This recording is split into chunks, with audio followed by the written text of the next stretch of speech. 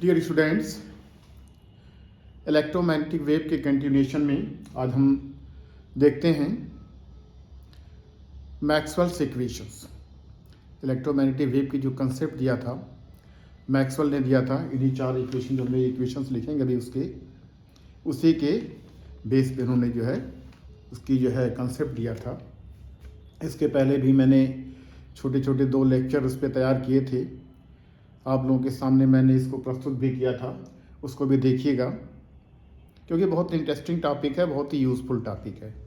चाहे बोर्ड हो चाहे कम्पिटिटिव एग्ज़ाम्स हो, दोनों के लिए है, इससे क्वेश्चन ज़रूर आते हैं। तो इतना मैंने आप लोगों को बता दिया है कि आपका कंसेप्ट जो है इलेक्ट्रोमैग्नेटिक वेव के बारे में क्लियर हो गया होगा। तो आज हम देखते हैं मैक्सवेल्स इक्वेशंस। एक्चुअली मैक्सवेल्स ने 4 इक्वेशन लिखे हैं इलेक्ट्रोमैग्नेटिक वेव के रिगार्डिंग, और इन्हीं के बेस पर उन्हें प्रेडिक्शन किया था कि इलेक्ट्रोमैग्नेटिक वेव भी होती है जो कि और सब वेव से, जैसे साउंड वेव हुआ या और कोई भी मैकेनिकल वेव से उससे डिफरेंट होती है। तो उसमें उन्होंने ये बहुत इलेक्ट्रोमैग्नेटिक वेव में बताया था कि ऐसी वेव है जो वैक्यूम में भी ट्रैवल कर सकती है, और इसमें इलेक्ट्रिक फील्ड और मैग्नेटिक फील्ड दोनों वेक्टर जो होते हैं रहते हैं और दोनों एक दूसरे के परपेंडिकुलर रहते हैं और ऑसिलेट करते हैं। यही इलेक्ट्रिक फील्ड और मैग्नेटिक फील्ड ही ऑसिलेट करती है, तभी ये वेव जनरेट होती है, क्योंकि वेव का मतलब ही होता है ऑसिलेट। जो ऐसा सिस्टम जो ऑसिलेट करे वही वेव कहलाता है। हालांकि आजकल वेव पार्टिकल ड्यूअलिटी आप लोगों ने भी ये वेव पार्टिकल ड्यूअलिटी भी का कंसेप्ट बहुत अच्छी तरह से आ गया है कि कोई भी पार्टिकल वेव भी हो सकता है और ये पार्टिकल भी हो सकता है। जैसे लाइट है, लाइट को शुरू में तो जैसा कि न्यूटन की कॉपरस्कुलर थ्योरी थी, उसने उन्होंने सीधे इसको कहा था कि लाइट वेव नहीं बल्कि क्या है, पार्टिकल है। लेकिन बाद में जो है थॉमस यंग ने प्रूव किया कि नहीं, लाइट वेव भी है। अब ये प्रूव हो चुका है कि लाइट जो है कभी वेव की तरह बिहेव करती है और कभी पार्टिकल की तरह बिहेव करती है। तो ठीक है, उसको हम आगे देखेंगे डिटेल में, लेकिन पहले हम देखते हैं जो इलेक्ट्रोमैग्नेटिक वेव था उससे संबंधित मैक्सवेल के इक्वेशन हैं। तो बेटा देखिए, इसको पहले नोट कर लीजिए, जो मैंने लिखा यहाँ पर। देखिए, Maxwell's equations relate to the electric and magnetic vectors E and B। जो इलेक्ट्रिक वेक्टर थे यानी इलेक्ट्रिक फील्ड, एंड B जो क्या है, मैग्नेटिक फील्ड जो है, वेक्टर दोनों को क्या करता है, रिलेट करता है। और एंड देयर सोर्सेज इनके क्या होते हैं, E और B की। E किससे प्रोड्यूस होती है, चार्ज से प्रोड्यूस होती है। यहाँ पर चार्ज है वहाँ पर इलेक्ट्रिक फील्ड जरूर होगी। और मैग्नेटिक फील्ड कैसे प्रोड्यूस होती है, करंट से प्रोड्यूस होती है। करंट से, जिसको जो है करंट से प्रोड्यूस होती है, चाहे वो कंडक्शन करंट हो चाहे वो डिस्प्लेसमेंट करंट हो। तो on the basis of his equations Maxwell predicted the existence of electromagnetic wave. इन्हीं 4 इक्वेशन पर उन्होंने क्या किया था, एक जो है इलेक्ट्रोमैग्नेटिक वेव का प्रिडिक्शन दिया था। हालांकि जो 4 इक्वेशन मैक्सवेल के हैं इनकी खुद की डिस्कवरी नहीं है। सिर्फ एक इक्वेशन था जो एम्पियर्स लॉ था, उस पर थोड़ा उन्होंने मॉडिफिकेशन कर दिया था, उन्होंने अपनी कंसेप्ट को ऐड सिर्फ किया है। बाकी 4 इक्वेशन जो है इनके दिए हुए, इनकी खुद की डिस्कवरी नहीं है। ये जो डिस्कवरी है गॉस की है, एम्पियर की है, जितने भी लॉज थे ये एम्पियर की है और फैराडेज की है। लेकिन उन्होंने क्या किया, इसका एक तरह से मैथमेटिकल फॉर्मुलेशन किया है, अब ये चारों इक्वेशन बहुत ही पॉपुलर हो गए हैं और मैक्सवेल्स इक्वेशन के नाम से जाने जाते हैं। तो ठीक है, ये पहले देखते हैं कि हमारा जो मैक्सवेल्स इक्वेशन जो है, फर्स्ट इक्वेशन मैक्सवेल का क्या है। फर्स्ट इक्वेशन जो मैक्सवेल का है वो गॉस लॉ ऑफ इलेक्ट्रोस्टैटिक के बेस पर दिया, उन्होंने लिखा है। उन्होंने क्या लिखा है, लाइन इंटीग्रल। ये देखिए, जो मैंने इंटीग्रल का जो सिंबल है बेटा, देखिए यहाँ पर एक लाइन, यहाँ पर एक गोला बना हुआ है, कर्व, यहाँ पे एक क्लोज्ड पाथ है। तो इसका मतलब ये हुआ कि ये जो हमारा जो ये सिंबल रिप्रेजेंट करता है क्लोज्ड लाइन इंटीग्रल। इसको ध्यान दीजिएगा, ये है closed line integral, closed line integral. ये जो सिंबल बना हुआ है ये क्लोज्ड लाइन इंटीग्रल का। वैसे इंटीग्रल का सिंबल तो आपने सिर्फ ऐसे ही पढ़ा होगा, लेकिन जब यहाँ पर ये बन गया तो इसका मतलब ये क्या हुआ है, closed line integral of close. यहाँ पे देखिए सरफेस इंटीग्रल है, यहाँ पर ए है, डी ए मीन्स एरिया वेक्टर है, डी ए एरिया वेक्टर है, और यहाँ पे डी एल है, ये लाइन वेक्टर है, ये लाइन वेक्टर है। तो देखिए इसको याद करने का बहुत तरीका है। एक बार उन्होंने क्या किया है, इंटीग्रेट किया है सरफेस वेक्टर को लेकर के, और एक बार किया है लाइन वेक्टर को लेकर के। बस दो ही क्वांटिटी है ई एंड बी, और उसके जो सोर्स हैं, उसके सोर्स क्या हो सकते हैं, चार्ज हो सकती है और करंट हो सकती है। यानी इलेक्ट्रिक फील्ड का सोर्स चार्ज है और मैग्नेटिक फील्ड का सोर्स क्या हमारा है, तो ये क्लोज इंटीग्रल है। ये लाइन इंटीग्रल लिखना ठीक नहीं है, क्लोज इंटीग्रल है, ऐसा इस तरह का सिंबल बना हुआ है। तो ये क्लोज डी ए, अच्छा किसी किसी बुक में आप कहीं मिलेगा डी ए को डी एस भी लिखा जाता है। सम टाइम जो हमारा ये एरिया वेक्टर है डी ए, इसको डी एस भी कहीं कहीं लिखा जाता है। तो both are correct. S surface vector है, डी ए भी सरफेस वेक्टर है, area vector, area surface vector है। तो उन्होंने क्या किया, गॉस ने क्या है कि surface vector, surface integral of, surface close surface integral of, close surface integral of electric field is equal to charge enclosed divided by the permittivity of the medium. यानी द इलेक्ट्रिक फ्लक्स, ये देखिए phi E electric flux है through any close path is equal to 1 by epsilon naught times the net charge enclosed by the surface. यानी कोई close surface में, जैसे Gaussian surface होता है, गॉसियन सरफेस एक स्पेशल तरह का सरफेस होता है जो 3D में होता है। इसको हम मिटा रहा हूँ थोड़ा सा, यहाँ पे मैं समझाने की कोशिश करूँगा कि ये क्लोज सरफेस जो होता है नेट चार्ज इंक्लूड करता है। मैं सपोज कर लिए कि हमारा जो क्या है, ये नेट हमारा जो है ये गॉसियन सरफेस, हालांकि ये 3D होता है, ये 3D होता है, ये 3D सरफेस होता है ये। तो इसमें जो टोटल जो है इसका जो इस इलेक्ट्रिक फील्ड का जो सरफेस इंटीग्रल होगा वो किसके इक्वल होगा, 1 by epsilon naught times Q enclosed. यानी इस सरफेस के अंदर अगर हमारा एक गॉसियन सरफेस है तो इसमें जितने चार्ज होंगे, जितने चार्ज उसके अंदर होंगे, उनका क्या होगा, सम हो जाएगा, टोटल हो जाएगा। सपोज करिए कोई जैसा कि जानते हैं जो पॉजिटिव चार्ज होता है वो इस तरह से जाता हुआ है, ये जा रहा है, ऐसे जा रहा है, ऐसे जा रहा है, ऐसे जा रहा है, ऐसे जा रहा है। और जो नेगेटिव चार्ज होता है, नेगेटिव इस पे चार्ज ऐसे आती है, इस पे फील्ड लाइन ऐसे आती है, फील्ड लाइन क्या होती है, ऐसे आती हैं। तो अगर हम जो लाइन है सरफेस से जाने वाली और एक सरफेस के अंदर आने वाली, उनका जो टोटल होगा वही क्या होगा, चार्ज इनक्लोज्ड होगा। यानी अगर हम कहते हैं इधर से कि 1 न्यूटन,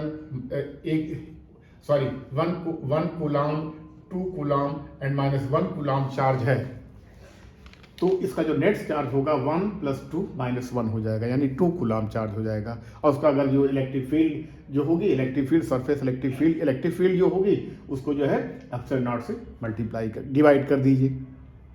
तो यही कहा गया है the electric flux through any closed loop is equal to 1 upon epsilon naught times the net charge enclosed by the surface. इन्होंने एक मैथमेटिकल फॉर्मुलेशन दिया है सरफेस इंटीग्रल, यानी integral of E into D A, इसको close surface integral, इसको हम कहेंगे close surface integral of electric field is equal to Q enclosed, यानी चार्ज इनक्लोज, किसी सरफेस के अंदर जो चार्ज इनक्लोज होता है, divided by the epsilon not. Epsilon not permittivity of the free space है। यही हमारा कहलाता है क्या, यही कहलाएगा हमारा, यही बराबर हो जाएगा हमारा इलेक्ट्रिक फ्लक्स, इसको हम फाई ई कहते हैं। तो इलेक्ट्रिक फ्लक्स जो हो जाएगा ई इंटू डी ए हो जाएगा, जिसको हम फाई ई से रिप्रेजेंट करते हैं, और इसी का इंटीग्रेशन हमारा Q enclose upon epsilon not होता है। Epsilon not is the permittivity of the free space है ये। तो इसको याद कीजिएगा बेटा, बहुत आसान है, बहुत आसान याद करना है कि the net electric flux through any close surface, through any closed loop, through any closed surface, through any close loop के लिए सरफेस करें, थ्रू एनी क्लोज्ड, मैंने यहाँ पे लिखा है क्लोज लूप, इसमें कर लीजिए, इसमें क्लोज सरफेस कर लीजिए यहाँ पर, surface is equal to 1 by epsilon naught times the net charge enclosed by the surface. ये था किरचॉफ का फर्स्ट इक्वेशन था, जो किसके आधार पर दिया था, गॉस लॉ ऑफ इलेक्ट्रोस्टैटिक। और दूसरा जो है Gauss law of magnetism, Gauss law of, जैसे गॉस लॉ ऑफ इलेक्ट्रोस्टैटिक है, ऐसे गॉस लॉ ऑफ मैग्नेटिज्म है। ये क्या है, closed surface integral of B, यानी magnetic field is equal to 0, यानी the net magnetic flux phi B through any close surface is 0, ये होता है। यानी कोई क्लोज सरफेस है उस पर जो नेट मैग्नेटिक फ्लक्स होगा वो क्या होगा, ये 0 होगा, यानी ये बराबर हमारा है ये फाई बी। कोई भी क्लोज सरफेस होगा उसमें नेट फ्लक्स हमारा क्या होगा, ये जीरो होगा। इसको समझने के लिए देखिए क्या करना है। देखिए बेटा, जो मैग्नेट होता है, अच्छा इसी को हम कहते हैं, देखिए इसी को हमने एक ब्रैकेट में लिखा है, बहुत इंपॉर्टेंट पॉइंट है, non existence of monopole. Monopole means single pole, monopole means single pole, जो कि कभी एग्जिस्ट कर ही नहीं सकता है। मैग्नेट है, उसमें हमेशा दो पोल रहेंगे, नॉर्थ पोल और साउथ पोल रहेंगे। और इसी तरह से अगर उसको अगर वो मैग्नेट को हम काट भी देते हैं तब भी उसमें नॉर्थ साउथ रहेंगे। अगर काटने से ऐसा नहीं होगा कि नॉर्थ पोल एक तरफ हो जाएगा, साउथ पोल हट अलग एक हो जाएगा। तो मोनोपोल कभी एग्जिस्ट कर नहीं सकते। जब भी पोल एग्जिस्ट करेंगे हमेशा पेयर में होंगे, यानी नॉर्थ एक साउथ होगा। तो यही हमारा है गॉस लॉ है, यानी कोई भी अगर क्लोज सरफेस है, कोई क्लोज सरफेस, सपोज कर लिए क्लोज हमारा सरफेस था, गॉसियन सरफेस, हमारे गॉसियन सरफेस है, इसमें कोई मैग्नेट है, इसमें कोई क्या है, ये मैग्नेट अगर रखा हुआ है, ये मान लेते हैं नॉर्थ पोल, और ये क्या होता है, ये साउथ पोल।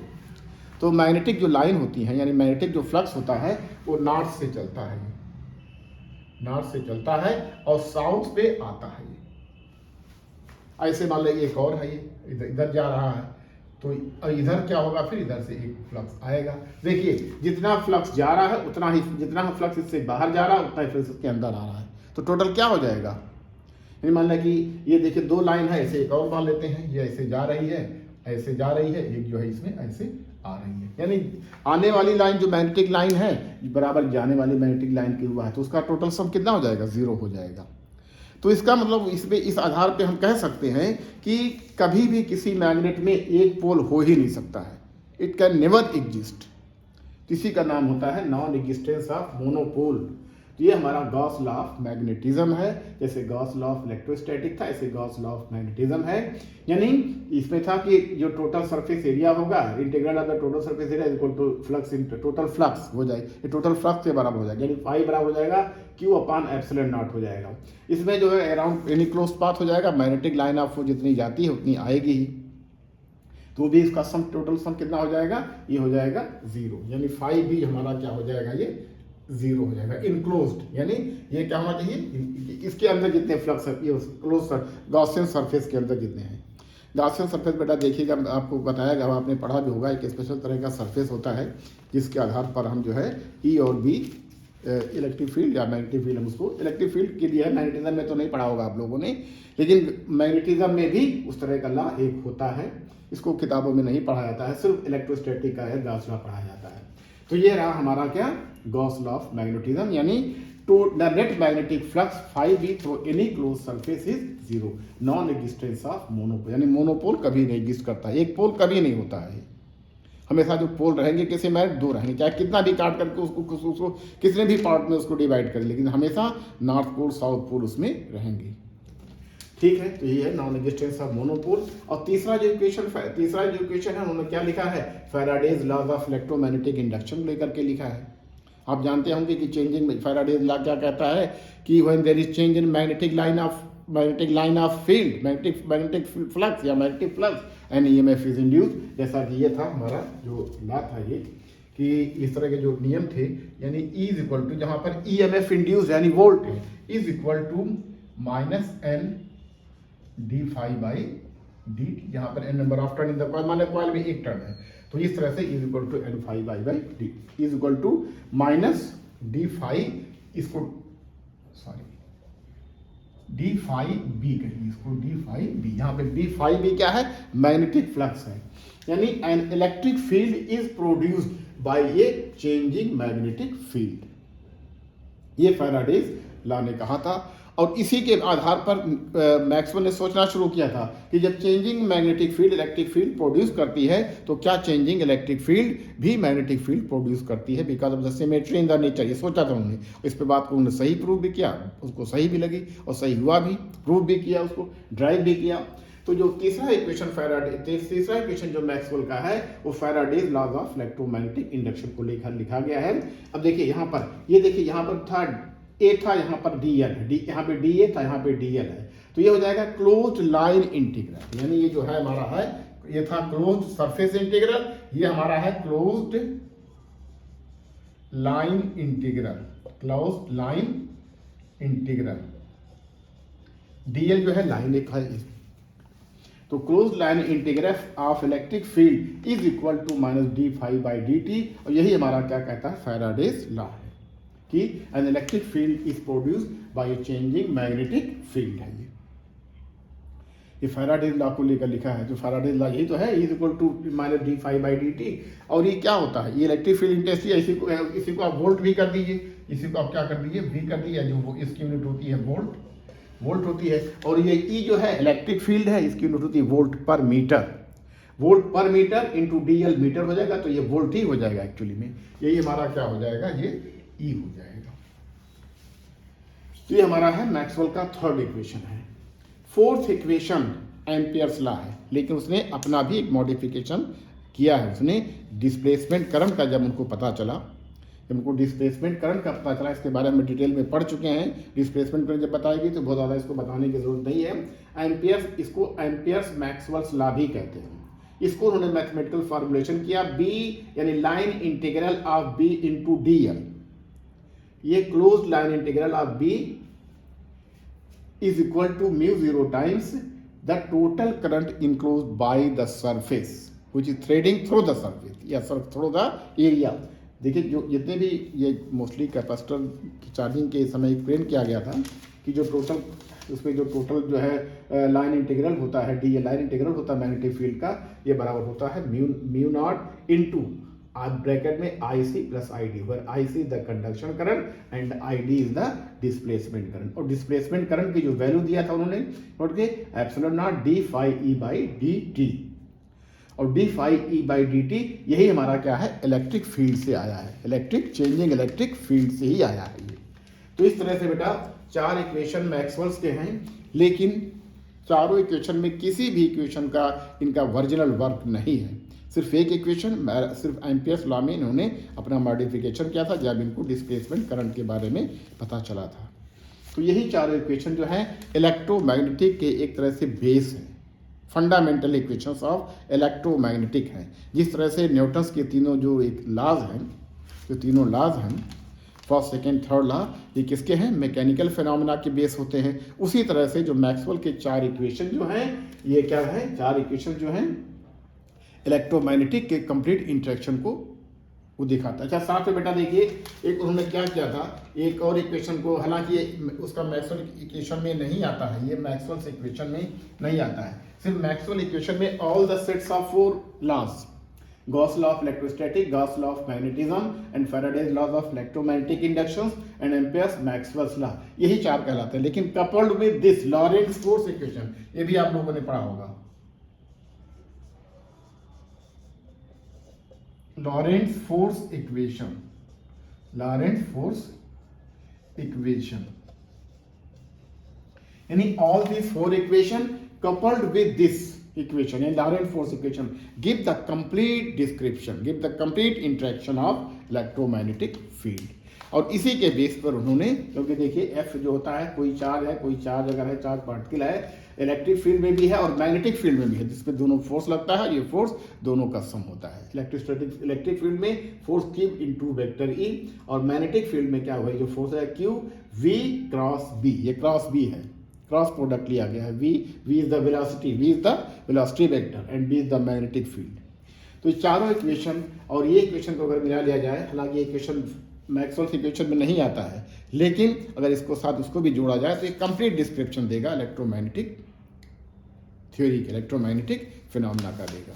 तो बेटा बहुत ही है, लेकिन ये ध्यान रहे, इसमें चारों में से कोई भी इक्वेशन में, चारों इक्वेशन में से किसी की डिस्कवरी एम्पियर ने, मैक्सवेल ने नहीं किया था, बल्कि उन्होंने क्या कहा, डिफरेंट साइंटिस्ट के नियम को एक साथ उन्होंने मैथमेटिकल फॉर्मुलेशन दिया और यही बन गए मैक्सवेल इक्वेशन बन गए। बहुत अच्छे इक्वेशन, बहुत इंटरेस्टिंग इक्वेशन है, और इसके बेस पर ही हमारी कई चीज़ें सिद्ध होती हैं कि इलेक्ट्रोमैग्नेटिक वेव की वेलोसिटी क्या होती है, इलेक्ट्रोमैग्नेटिक वेव का जो है वेलोसिटी क्या होती है, इलेक्ट्रोमैग्नेटिक वेव का फ्री स्पेस का इम्पीडेंस कितना होता है, और भी बातें निकल करके आती हैं। जब इसको हम आगे पढ़ेंगे तो ये बहुत इंटरेस्टिंग टॉपिक है, तो चारों को याद कर लीजिए, बहुत अच्छा है और ये हमेशा आपको काम आएगा। यहीं से शुरुआत होती है इलेक्ट्रोमैग्नेटिक वेव की। इसके बाद इलेक्ट्रोमैग्नेटिक, अभी तक हमने इलेक्ट्रोमैग्नेटिक वेव का कोई कंसेप्ट दिया है, अब होती क्या है, कैसे प्रोड्यूस होती है, वो कितने तरह की होती है, उसको हम देखेंगे, उसमें क्या क्या होता है।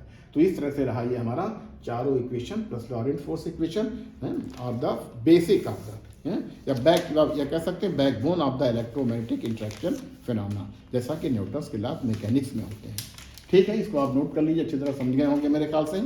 तो अब मैं इसके आगे एक न्यूमेरिकल कराऊंगा, मैं छोटा सा न्यूमेरिकल है जो कि करंट के वही जो कैपेसिटर जो का सेटअप था उसी के आधार पर न्यूमेरिकल है। तो इसको आप नोट कर लीजिए, फिर मैं आगे इसको मिटा के लिखता हूँ। Okay, I am rubbing it.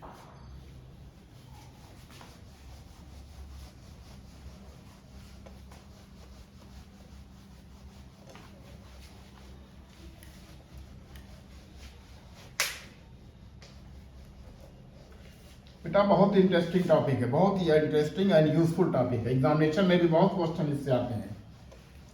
अब इसमें है कि इलेक्ट्रोमैग्नेटिक वेव जो होती है उसमें उसका भी एक है कि कैसे प्रोड्यूस होती है और कितने तरह की होती है। एक्स रेज है, गामा रेज है, या फिर अल्ट्रावायलेट रेज है, लाइट वेव है, ये सब जो है उसमें आता है।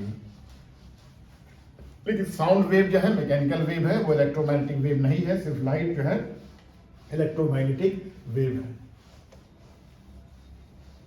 एक्सरेज है, गामा रेज है, रेडियो वेव है, इंफ्रारेड है, अल्ट्रावायलेट है, ये सब जो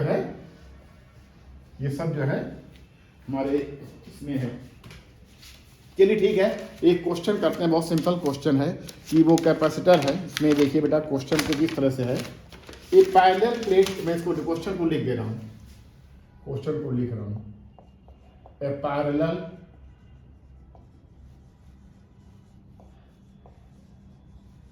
plate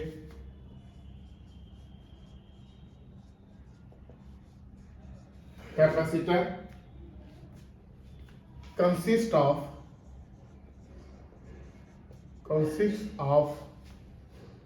two circular plate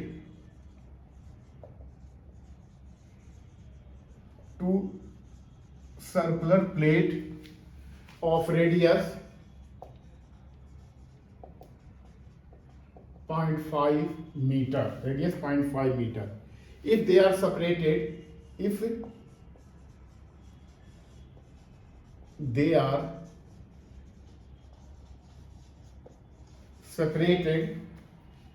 by a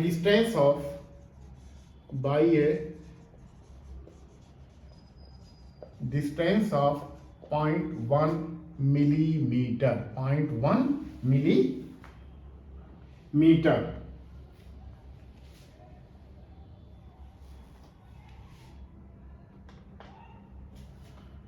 point 1 metre है ये, सॉरी ये है 0.1 metre divided by 0.5 millimetre, 0.5 divided by 0.5 millimetre.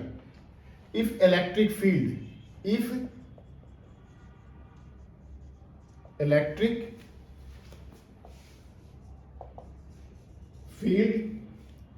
between the capacitor plate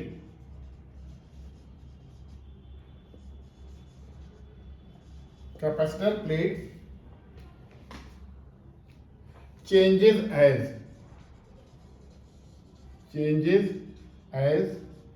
dE by dt is equal to 5 into 10 to the power 13 volt per meter per second, या इसको लिख सकते हैं volt पर मीटर पर second. Find the value of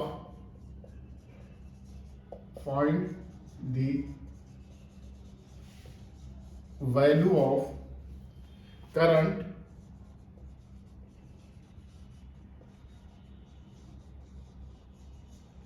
between the plates, दोनों plate के बीच में कितनी करंट जा रही है उसको बताना है। देखिए बेटा पैरेलल प्लेट कैपेसिटर जिसमें दो प्लेट है, सर्कुलर प्लेट है, यानी ये प्लेट दोनों आप ऐसे मान सकते हैं, ये सर्कुलर प्लेट है, ये ऐसे ही ये ठीक से चलिए ठीक, इसको मान लिया सर्कुलर प्लेट है। ऐसे ही ये भी प्लेट है, दोनों ही सर्कुलर प्लेट है।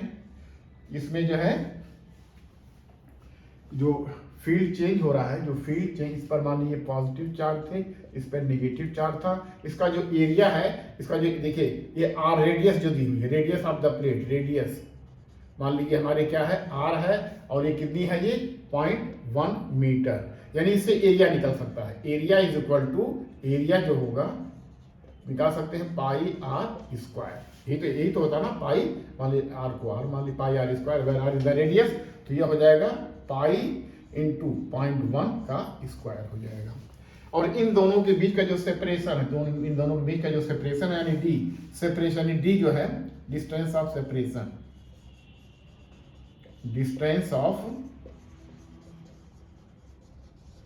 Separation is equal to 0.5 mm, millimetre है, इसको मीटर में लिख लीजिए, यानी 0.5 इंटू 10⁻³ मीटर हो जाएगा। और ये DE/dt हमको दिया हुआ है, ये DE/dt ये हमको दिया हुआ है, ये है 5 इंटू 10⁻13 वोल्ट पर मीटर पर सेकेंड दिया हुआ है। तो हमें पता करना है करंट बिटवीन द प्लेट। तो करंट बिटवीन द प्लेट कौन सी करंट होगी बिटवीन द प्लेट, इन दोनों के बीच में, यानी ये होगी हमारी ID। क्या होगी ये ID। यहाँ पर तो हमारी IC है, यहाँ पर क्या है IC है, यहाँ पर भी हमारी IC है, लेकिन बिटवीन द प्लेट क्या है, बिटवीन द प्लेट क्या है हमारे पास, बिटवीन द प्लेट हमारे पास क्या है डिस्प्लेसमेंट करंट है। तो ये डिस्प्लेसमेंट करंट की जो वैल्यू आपने पढ़ा था DID is equal to epsilon naught D phi E upon dt, यही तो पढ़ा था आपने ना।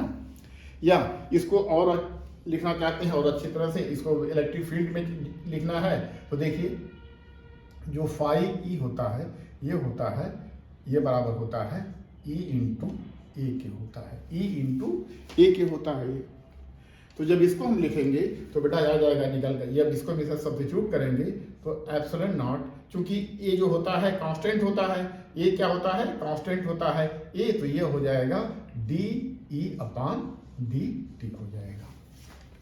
या अगर आप जो मैंने एक फार्मूला आपको बेटा बताया था, जब हमने इसको देखेगा बहुत इंपॉर्टेंट था, उसको मैं एक बार फिर आप लोग उसको ज़रूर देखिएगा, 5-6 मिनट का वीडियो था, उसमें मैंने एक चार्ट दिया था, पूरे सर्किट के जितने एलिमेंट्स थे R, L और C, उन तीनों का हमने सारा एक साथ कंपाइल करके लिख दिया था। कैपेसिटर में अब ये मान करके चलिए कि ये मान करके क्या कि IC बराबर ID होता ही है, IC बराबर क्या होता है ID, यानी कैपेसिटर के तार में जो करंट फ्लो होती है वही उनके डायइलेक्ट्रिक में होती है, लेकिन डिस्प्लेसमेंट करंट होती है। तो हमने IC के लिए फार्मूला बताया था CdV/dt बताया था ये। तो C जो हमारा होता है, C का जो फार्मूला होता है एप्सिलॉन नॉट A, यहाँ पर A area distance of separation, और जो V होता है बेटा, ये जो V होता है इसको लिख सकते हैं DE, जो लिख सकते हैं E इंटू D में इसको हम E इंटू L, हमने L से कंफ्यूजन होने पाए L, और यही L हमारा क्या है D है, जिसको हम डिस्टेंस ऑफ सेपरेशन करते हैं DT है। और यहाँ पर भी D जो है उससे जो है,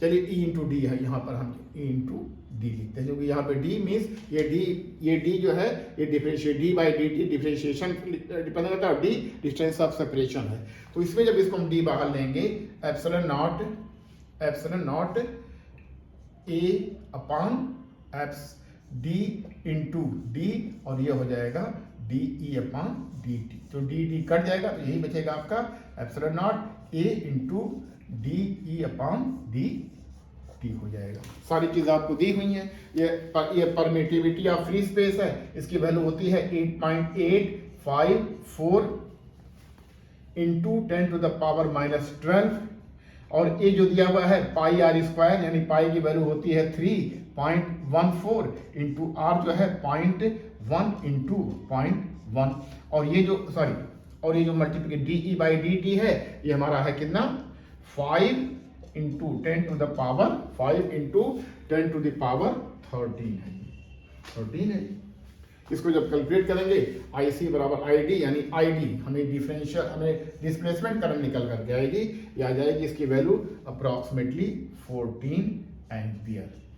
यही कैपेसिटर के दोनों प्लेट के बीच में फ्लो रही, जो कि कहलाती है डिस्प्लेसमेंट करंट। तो तो ये जो रिलेशन है इसको ज़रा सा अच्छी तरह से पढ़िएगा, इसको अच्छी तरह पढ़िएगा, उसको देखिएगा। जो मैंने वीडियो में अपने पहले बताया था, ये एसी में अल्टरनेटिंग करंट सर्किट में बताया था मैंने। तो इस तरह देखा बेटा, ये जो करंट आ रही है डिस्प्लेसमेंट करंट 14 एम्पियर आ रही है, और ये जो डिस्प्लेसमेंट करंट जो प्लेट के बीच में फ्लो हो रही है, अब इतनी ही करंट कंडक्शन करंट भी होगी, इतनी ही करंट हमारी क्या होगी, कंडक्शन करंट भी होगी, जो कि वायर में फ्लो होगी। तो ठीक है, ये वीडियो था, थोड़ा सा मैंने कॉन्सेप्ट दिया है कि डिस्प्लेसमेंट करंट क्या होती है, और मैक्सवेल के 4 इक्वेशंस हो गए हैं। अब इसके बाद हम देखेंगे कि इलेक्ट्रोमैग्नेटिक वेव जो होती है ये कैसे प्रोड्यूस होती है, इसकी प्रॉपर्टी क्या क्या होती है ये। तो ठीक है, आज के लिए इतना रहने देते हैं, फिर कल से हम देखते हैं कि इलेक्ट्रोमैग्नेटिक वेव कैसे प्रोड्यूस होती है, उसके सोर्स क्या है और उसकी प्रॉपर्टीज़ क्या होती हैं, उसमें और सब क्या होते हैं कि उसमें एनर्जी कितनी होती है, इलेक्ट्रिक एनर्जी कितनी होती है, मैग्नेटिक फील्ड एनर्जी कितनी होती है, इंटेंसिटी कितनी होती है। एक और छोटा सा टॉपिक है पॉइंटिंग वेक्टर भी है, वो भी सब देखा जाएगा।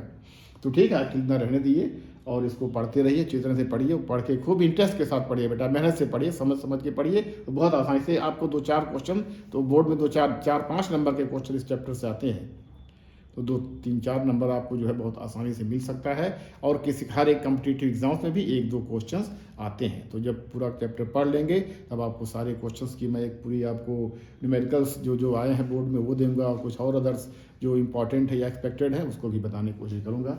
तो ठीक है, आज इसको नोट कर लीजिए, और आगे भी मैं आपको बताऊँगा। पढ़ते रहिए, आप लोग मेहनत करते रहिए, खूब मेहनत की, अच्छी तरह से पढ़िए। धन्यवाद।